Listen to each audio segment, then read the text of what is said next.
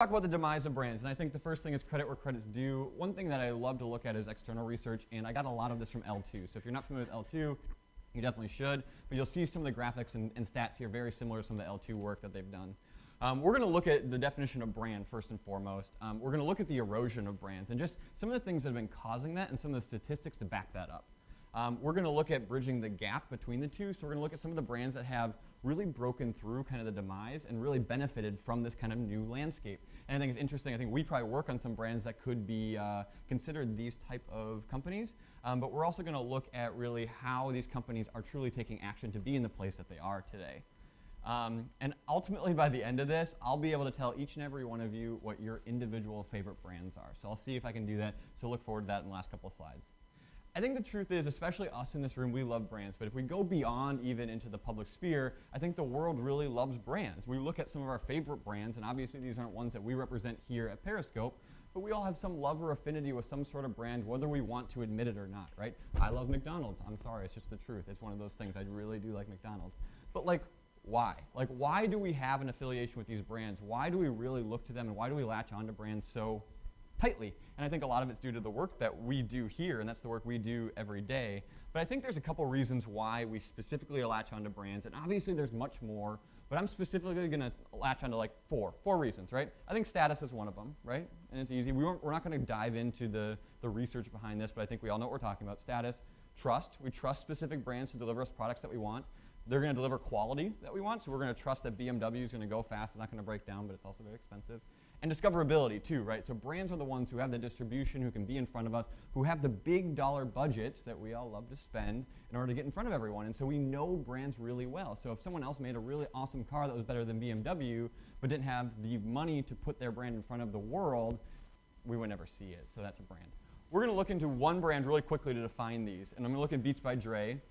Beats by Dre, obviously now an Apple company. And I'm going to show you a few just quick spots. The reason I'm going to show you spots is not because that's how they're defining the brand. It's just a really great way to relate to those 4 key categories. Now, there's quick 30-second spots, and I think it's important to realize that Beats by Dre has been able to create a brand in much different ways than just using these spots, right? They're using a large gamut of, this is my whole fragmentation of media thing. We're not just using broadcast in order to get this brand image to where it's at, but I think it really highlights the things that we've been talking about. So the first thing, status. Let's take a look.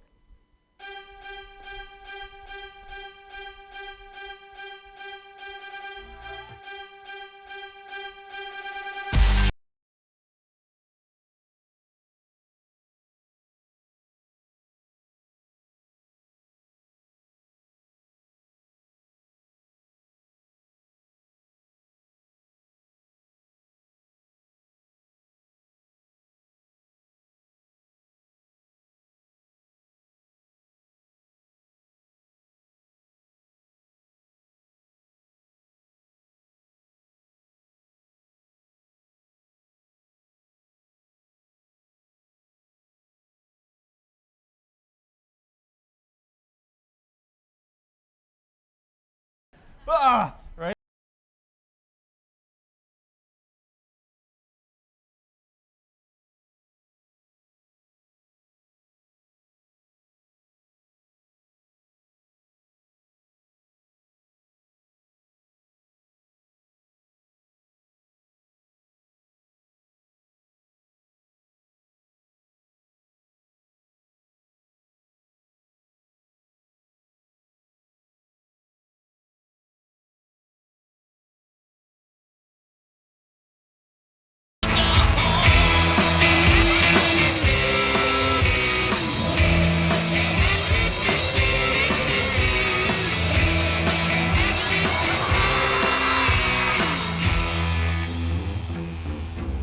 So if professional NBA athletes and all-star champions can wear these, I'm going to trust that this is going to be a product that I want to wear as well. I want to be those people. They're endorsing it, etc. Quality. This is the last spot. It is go time in Seattle, where they are a game away from getting a shot at defending their world title. Last week was a warm-up game. This is the title game. Great, you beat them in week 1. Nobody cares about that. The plan is to go right at Sherman. He's an assassin, and this time he's coming for you. Maybe it's the system. When was the last time he had to wrap up and really hammer a guy? This is what reputation is about. I want to see what he does this week. First to tell you, trapper died at me, okay. Mr. Whipper not and get a half a pot at me, okay. So once again, using influencers there, but showing just the noise canceling, ability of these headphones, right? The quality of this brand is that you can tune out whatever you want in a really creative way they did that. And discoverability, I mean, I just chose the Apple Store here, but obviously Beats now is everywhere. You can buy them at Best Buy with the Best Buy leather jacket, or you can get them at any Apple Store or online, and they've invested a ton of money into making sure it's easy for you to get Beats headphones. And at a price point what they are, you can quickly drop $350 at the Apple Store, which is one of the highest priced items that's on the floor at the Apple Store. So if you want to steal something, fun fact, right? So we look at this status, trust, quality, discoverability. But the truth is, and what we're here to talk a little bit about, is that these things are no longer relevant. And I think when I use the word relevant, I don't mean they're not important to us. They're incredibly important to us, but they're not necessarily vital to the brands to spend a ton of money or a ton of effort to create, because we have now new tools at our fingertips to be able to create those things no matter what size of brand you might be. You don't need to be owned by Apple and sponsored by Dr. Dre in order to get those 4 things that our consumers are desiring. So when did this erosion all start? I'm going to define the erosion, but I think the real thing happened September 4th, 1998, and if anyone knows that date, I'll give them extra credit for this whole thing. That's when Google came out, right? The Google search engine, came out in the late 90s and really started taking hold. And I think the point of this is that now we, as the public, had the ability to look up any piece of information at any point in time at our fingertips. And fingertips was, in 98, a little different than what we look at Google today being.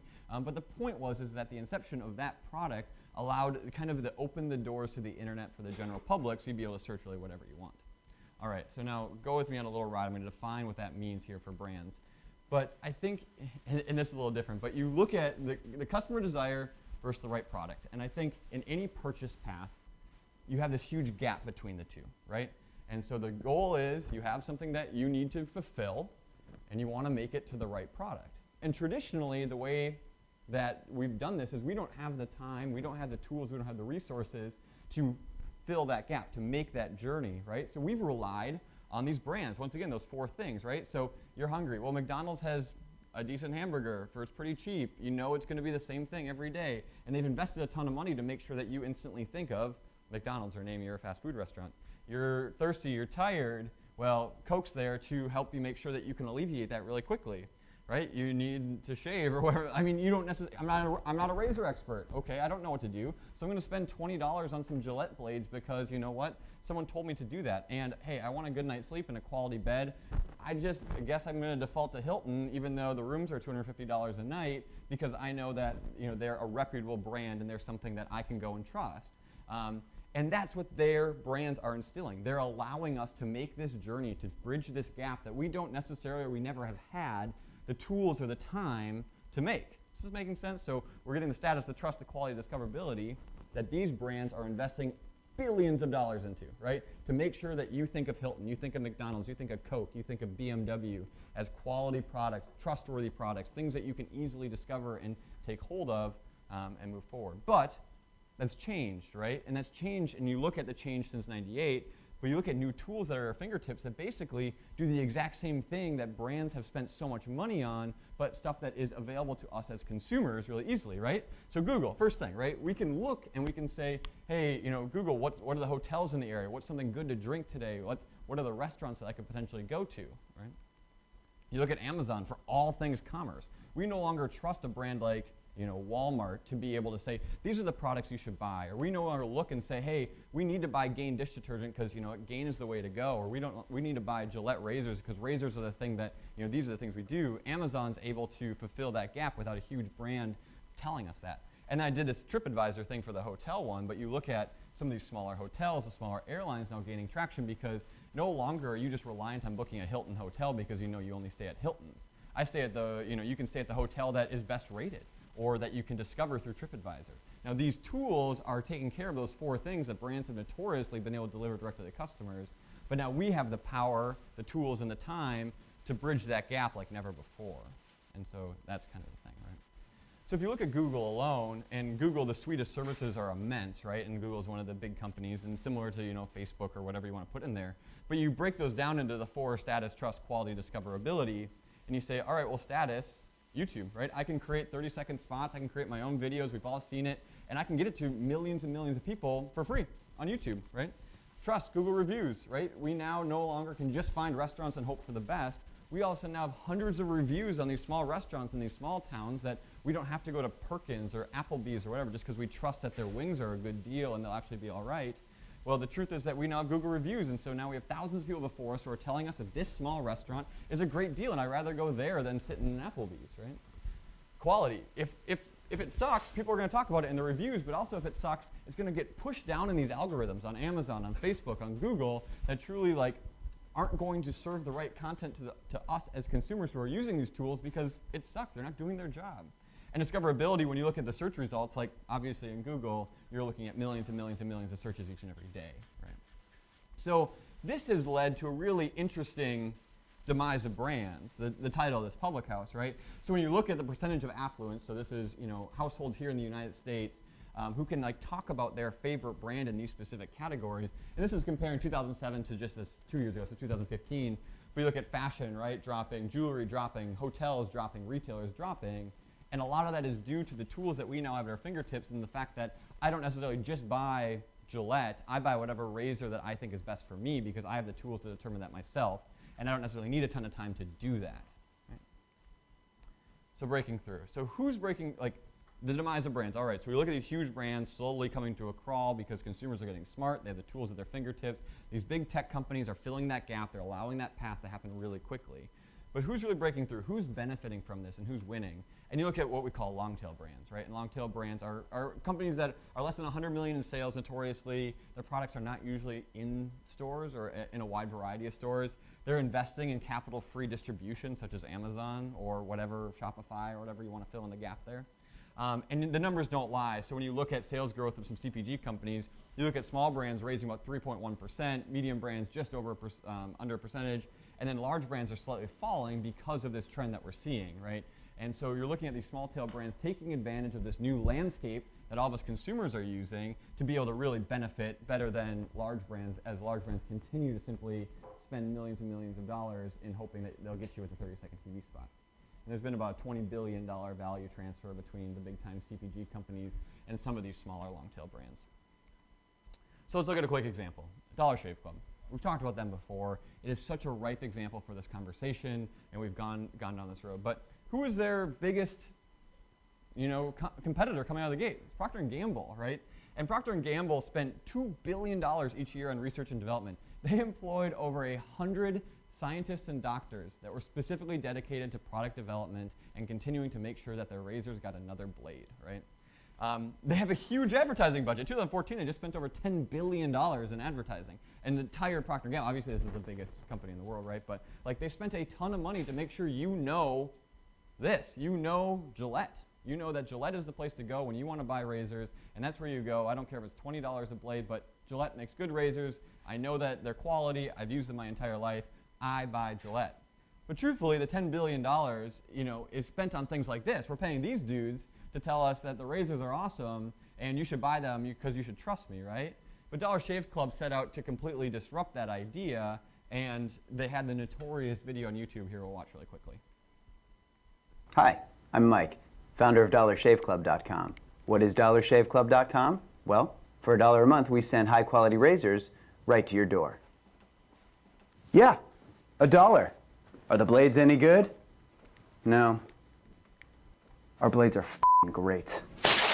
Each razor has stainless steel blades, an aloe vera lubricating strip, and a pivot head.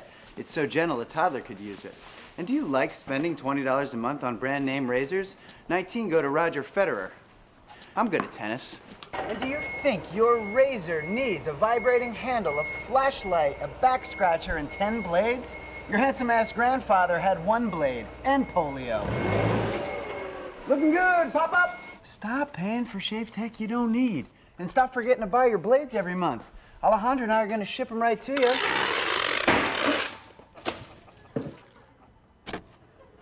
We're not just selling razors, we're also making new jobs. Alejandro, what were you doing last month? Not working. What are you doing now? Working. I'm no Vanderbilt, but this train makes hay. So stop forgetting to buy your blades every month and start deciding where you're going to stack all those dollar bills I'm saving you. We are DollarShaveClub.com, and the party is on. I know karate, I know jiu-jitsu, I drive like a gangster when I'm coming to see you, see you, see you.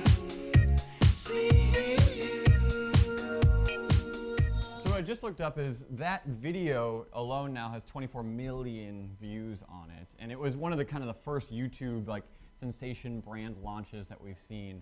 And this gets a little techie and a little in the weeds, but I just wanted to highlight two things. There are a few tools, such as the tools Google, things like that, that attributed and allowed Dollar Shave Club to be the successful company it was, and it was YouTube and Amazon Web Service, right? YouTube, this guy cut a video, probably with his buddies. It's a great video. They spent some money on creating that, right? But the distribution that they received, 24 million people, they didn't pay anything for, right? They uploaded it to YouTube and allowed that network to benefit, and they used the distribution that YouTube got. Now, YouTube's making money because we just watched it on YouTube. YouTube is serving ads alongside of it. But the point is that that guy, Mike, did not need to spend money to get it to 24 million people. He did not buy 24 million impressions. He uploaded a piece of content, and YouTube was able to host that video content and get it to that many people without a single dollar spent, right? The Amazon Web Service is a little bit more of the techie side, but if you think about the actual DollarShaveClub.com, typically what would have to happen if you were Gillette, you would have to spend millions and millions and millions of dollars on servers and websites and web design and things like that that would allow you to sell razors and allow you to have that many hits come to your site and actually activate on the e-com. But the thing with Amazon Web Service is it costs me $5 to start a website right now. It's $5, that's it. And I use a Squarespace site, and that's another 10, and all of a sudden I have a beautiful e-commerce site that's being fulfilled by Amazon in the background. The interesting thing is that $5 site, does that $5 site serve the millions of orders that Dollar Shave Club does every day? No, but the point is that Amazon's pricing is elastic, right? And so if all of a sudden I need to, purchase 12 server racks in an Amazon Web Service facility in Colorado, I can do that, but it scales, right? So Mike, only paid for the services he used and was able to scale his company infinitely and ultimately sell it for $1 billion to Unilever in 2016, right? And just because of a couple services that he was able to use for free, right? And free obviously is an asterisk, but the point is that he utilized these tools, the company utilized these tools to completely destroy it. Right, the trend will continue, and I'm going to cruise through these, but you look at some of the new ways that we're interacting with tech, and we look at voice, and voice is great, and we talked about Alexa all the time. But I think the thing is it's fast, it's easy, and it's completely personalized, and we've talked about why voice is so important, and it's having mass penetration. We could talk about that. It's in a lot of homes. It's continuing to rise for a variety of reasons. But really, the loser in this whole thing are the notorious Gillettes of the world, those brands, right? And the reason is that voice completely removes the need for a few really important things. It removes the need for packaging. I never see a package until it comes here. It removes the need for design. I'm not even looking at a website anymore. I'm not even looking at any photos or anything like that, or end caps, right? And I know it sounds pessimistic. We'll get to this whole thing, right? But like, why are they doing that? Why are they pushing brands out of brand building? Why are they pushing us out of this? And the truth is they're doing the same thing like Walmart's doing, right? They're consistently pushing things down and saying, hey, we look at your unit costs and we need it to be the lowest, or stop making marketing and give us cheaper products is basically what Amazon's saying. Because if you don't, what they're going to do is they're going to just stop carrying you, or they'll make a product of their own. They'll make an Amazon Basic setup of it, or they'll destroy you with their algorithm. So Amazon's algorithm looks at per unit costs, and if your per unit cost isn't one of the lowest, it's just going to bury you on the 12th page of Amazon.com, and it's going to completely destroy that, right? So let's take a quick example here, and we're going to look at a demo. So, hey Alexa, buy batteries. Based on your order history, I found 20-pack of Amazon Basics AA alkaline batteries. It's $9.69 total including tax. Would you like to buy it? No. Amazon's choice for batteries is Amazon Basics AA batteries, 48-pack. Alexa, It's stop. So that's really interesting, right? So I asked for batteries, and if I go to the Amazon.com platform, which this little video is just going to show you what's going to happen, clearly there's other options for batteries. Clearly Duracell's up here. They've spent a ton of time with their branding. We know Duracell's quality, but Amazon doesn't even give me the option. Amazon's going to serve up their own product before they serve up anyone else's because they're going to make money on it, right? And they're making a lot more money on it too. If you look at the price comparison, $13.46 for a pack of 48 batteries versus $11.87 on the .com, they're paying a premium. Now what's interesting is if you actually want to buy a brand name object, it's completely flipped around. Right? So they're actually going to give you a discount so that we start using this more because Amazon's going to profit more from us using Alexa. right? And it's the same thing for a lot of the other things as well. So dropping brands all together, you see, and I think we've all read a little bit about this, but Brandless is a company that's actually out of San Francisco and Minneapolis who's decided to make a whole e-com platform that's completely dedicated to no brands at all. And they make things like peanut butter, and we actually have some of the products up here I encourage you to come take a look at. Katie was nice enough to bring these in. She actually ordered them, but like black beans, it's brandless, right? And the whole thing is that everything is $3. No tax, no nothing, and it's organic, et cetera, right? And this is just the beginning, right? They serve a ton of other brands or products as well, not brands. But their point is that they can completely just eliminate this whole idea of the middleman for a wide variety of things in order to give us a product for a cheap cost. So that's brandless. So, okay, a little pessimistic, but how can we win with this whole thing? You know, if we look at the losers, right, we look at traditional brands, and I don't think anything that we do here in these buildings is considered a traditional brand. I think we fight and snap and grab, and I don't know everyone's business, you know, as well as you guys do. But I think our whole point is we constantly try to push our brands forward because the winners are the brands who rapidly observe and change and shift to meet this new world, right? So the tactical way that we can take advantage of this is like we just have to know what's going on in these three products or in the products that consumers are using to find us. We need to understand how we best show up in this. We need to understand that this exists, Alexa exists, but we have to figure out how that works. And I think a great example is you look at Prime Air, which is a very forward-thinking distribution method by Amazon, and we look at them patenting package design, right? So they're patenting package design that actually fits within the Prime Air airplanes and the parachute, whatever. But I think the interesting part is that like there are new challenges that our expertise here are so ripe to take on, and we should be taking those things on, and we should be thinking about these new platforms and being able to design and build and think differently based on the new world that's here. From a macro level, I think, and I'm going to cruise through this just to make sure we have time for questions, you look at some companies and some media channels here, and you look at the amount of data that we're receiving from those media properties or those companies and the rapid pace of change that those companies have been pushing. And I think the point is that we're looking for brands that we can learn a ton about and then flip and actually make rapid change in order to kind of keep up with this whole world. Uber is a great example. You look at Uber just a couple years ago, just did ride services, but quickly got smart because they knew where you were going, they knew where you liked to go, they knew your payment options, and now today we're doing Uber Eats, right? You can see a brand that's evolving. As much as I hate to talk about Uber, it's an interesting example. So, and ultimately this whole thing of connecting the dots, we need to find ways to be able to bring some of the thinking that we have here and the questions that are hopefully going to be brought up to be able to make some really cool changes in the companies that we work on. So we need to recognize the competing landscape. We need to look at those channels that consumers are using to completely skip the brand altogether, look at the new consumer. What's the new demand? Is it brandless? Is it mac and cheese that doesn't have anything on the front cover? We need to recognize the new tool set. We have some awesome tools that we can take advantage of, and we need to be able to do that. And then ultimately creating actions. Some of our business we totally understand are a little slower than others, but the point is that there's opportunity for a lot of change and kind of evolution to keep up with this whole thing, and I think that's what we need to do. So we have 2 minutes left. Talked really fast. There was a lot there. Does anyone have any questions? Rebuttals are always fun too. Any other questions or comments on this whole conversation? Matt's always good for one. I guess the thing that I saw there is there's opportunity for all these small brands that are the things that are growing, but basically it's just creating more brands because they get successful enough that they just get acquired by Procter & Gamble. And if you're Bonobos and get acquired by Walmart, and then now all of your customers think you're not cool anymore, it just leaves space for a new company to spring up where they left off and Totally. keep going. So It's a good point, and I think what's interesting is there was an article that talked about how when Jet.com was purchased by Walmart, that like the Walmart culture was like seeping into the startup culture. I'm not saying startup culture is all great. It's like we all know it's not perfect. But I think the point is that Jet.com was successful because they rapidly changed and iterated and could build new features and keep up with this new customer.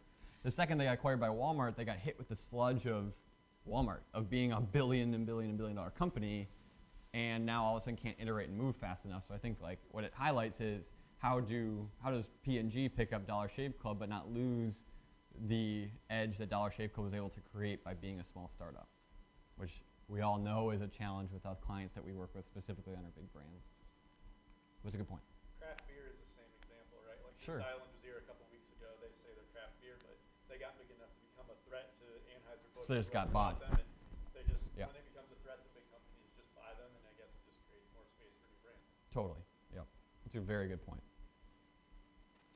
Any other questions about any of this? So like I said, a lot of this research was from a specific firm, but these, this PDF and the keynote will be in your email here in about 40 seconds. The video obviously is available as well that we kind of walk through this.